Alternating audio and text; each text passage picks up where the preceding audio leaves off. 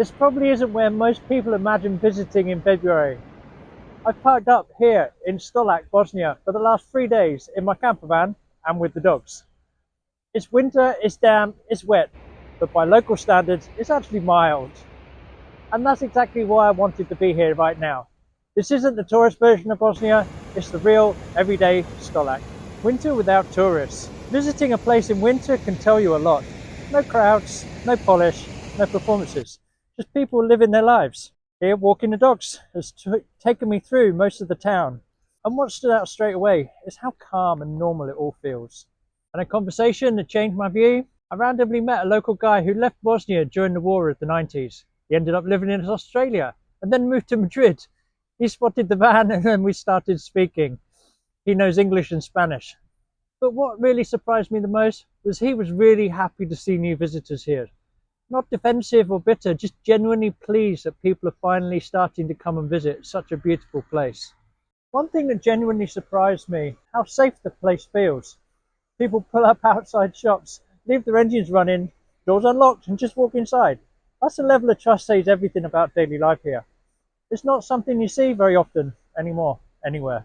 And the river that built the town, the heart of Stolac, is the Bregava River. It runs straight through the town with waterfalls, old stone mills and weirs everywhere. You can tell this place once had everything it needed to thrive. A couple of days ago, I walked about 1.5 kilometers upstream here with the dogs. And after the heavy rain, there's a huge amount of water volume here. Loud, raw and powerful, but honestly beautiful. That's nature. Architecture and layers of history. As an ex-architect and building surveyor, I noticed the layers. Restored historic buildings right here.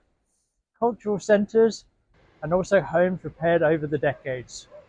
And now, slow signs of new development starting again. It feels like a town consciously moving forward, but with caution. And the fortress that sits above it all. Complete by coincidence, I discovered this. Stolac is a home to Vidoški Grad, the largest fortress complex in Bosnia. You can walk inside it, explore the walls, and see the entire town below. Day or night, it's spectacular. You don't just see the history here, you feel it. Faith and community rhythm. Religion plays a big role in daily life here. Church bells mark the day, especially around 6 in the evening. And on Sunday, there were 3 services back to back. So full that people stood outside. Now, I've not seen that in a very long time. Whatever your beliefs, that sense of community is really powerful. The war scars. The hardest part is there's no avoiding the hardest truth. The war scars are everywhere. Bullet marks on buildings, memorial stones with names of young men, many in their 20s and 30s.